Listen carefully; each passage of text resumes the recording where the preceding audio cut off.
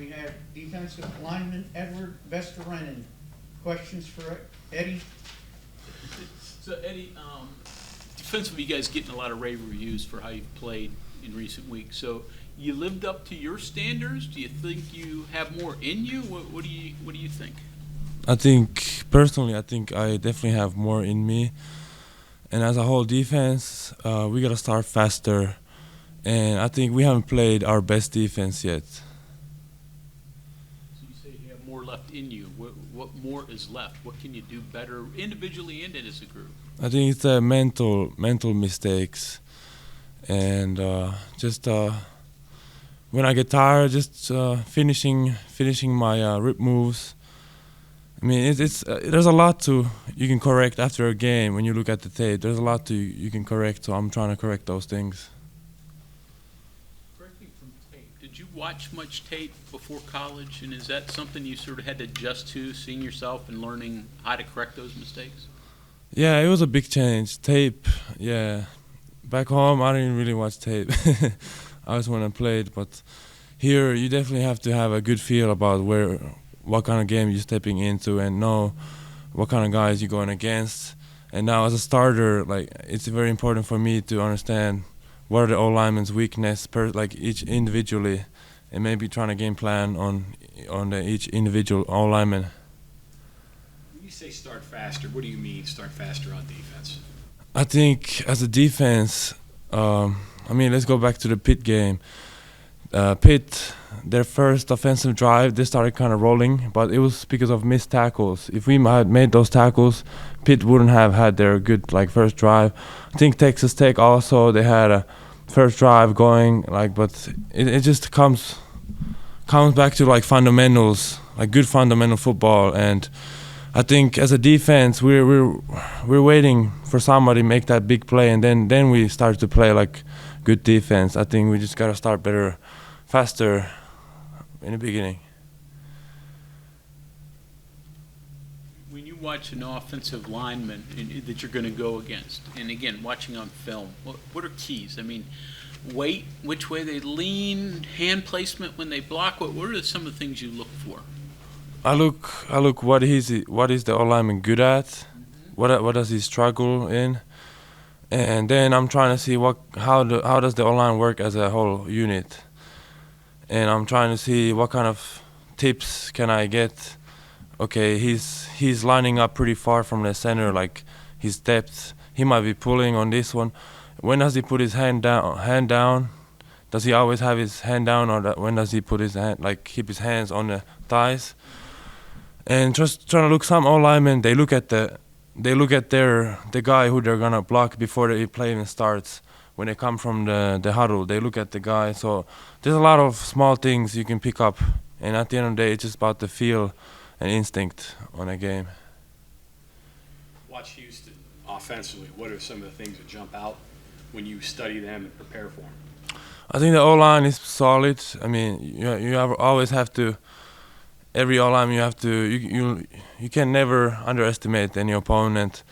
And I think the left tackle is decent. The center, he's a great grabber. He can hold on to you really good if you let him latch on to you. I think the QB is a big guy. You gotta tackle him big. I think he's 6'5", 240.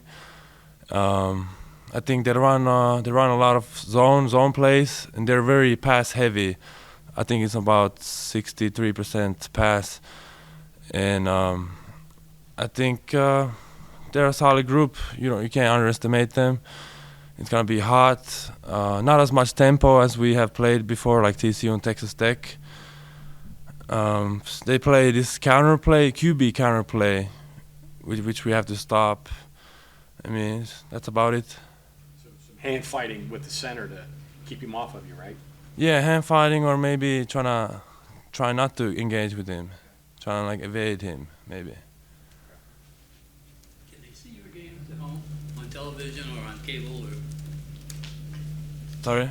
Can they see your games at home on? At home, yes, they can. Yeah, they can see on using VPNs. What kind of ratings do you think you're getting? Ratings? I'm not sure about that. Not good. Do you hear from people? I mean, after seeing you playing. I hear from people when it's not a night game. If it's noon, maybe 3 p.m. kickoff, then people back home might watch the game. But I know my dad and my mom, they definitely watch every game. And if the 7 o'clock game, what time is it back home? It's 2, 3 a.m. So rarely I People are just see. getting in. Yeah, It's been a rough season then, a lot of night games. yeah. I mean, it's good for me. I like it. Eddie, this wasn't you, but the TCU defensive lineman got called for those 2 holding penalties. I don't know if that ever came up in film or teaching or whatever, but it's an unusual call for a defensive lineman to get called for holding. Yeah, I know. We talked about it last season, and we know as a D-line unit. I think it was a nose guard holding on to the center, not letting him go up to the linebackers. Yeah, it's you gotta play it different. You gotta run your feet. You can't just like hold him right like this. You gotta run your feet at the same time, not let him go as far. You gotta hold on to him like right here. It's just those things. I think we already learned as a unit from last season to not to grab like that. I understand you were being complimentary of their center by saying that he can grab and everything, and there's a way you could hold, right, without holding and getting a penalty too. How do you do it, push the envelope and not get in trouble, not get flags, but also do what you have to do where you can get away with it, whether it's a defensive lineman or an offensive lineman? I mean, it's a thin line, definitely. I mean, in the box, referees rarely see holding calls. It's usually if you're about to make the play and then the O-lineman holds you, that's usually the holding calls you get. But usually they don't see if you're on the backside of the play. They don't call holdings. It's you just gotta, as a D-lineman, holding is not an excuse. Like, you cannot let the O-lineman hold you. It's not an excuse. And I mean, as a D-lineman, if we hold them, I mean, you gotta be subtle. You can't give it out. Can you be dramatic and draw a flag, act it up a little bit, make sure they see that you're being held, and even if you're on the backside of the play? I mean, I don't think it's backside, but if you really making a play, yeah, I mean, I don't like filming a lot, but so I think I've had one time in my career a referee saw me getting held while I was trying to get a tackle. That was one time, but yeah, I mean, I guess it can work. I mean, You've had one holding penalty against you? I think it was my I think it was last season maybe, yeah, holding against penalty, yeah. Some of the young guys that are stepping up for you in the D line, Tome, Fatorma, some of those guys, they surprised you at all? It's how quickly they're starting to become big factors for you? I mean, they haven't surprised me because I've been practicing with them and I've seen how they practice.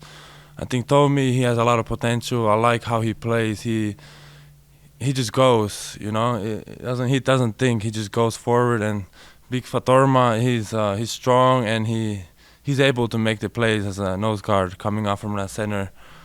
I like both of them. They have a lot of potential. Good addition to our group.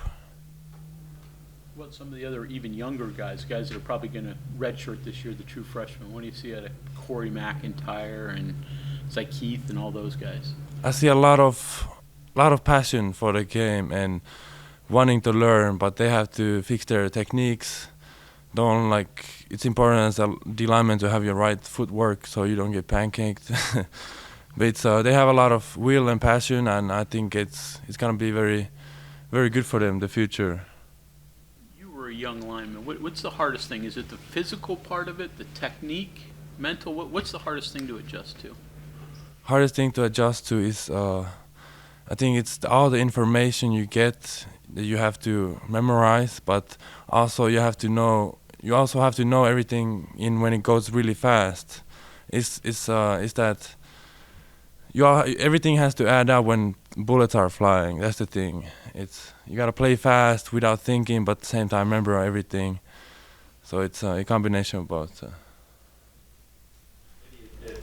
watching, it seems like you and Mike Lockhart really kind of set the tone effort-wise on the defensive line. I mean, Mike's had a couple plays where he's, 5-10 yards downfield making a tackle. You had 7 tackles against Tech as an interior lineman. Is that fair? Do you and Mike kind of set the tone there? I mean, somebody has to set the tone.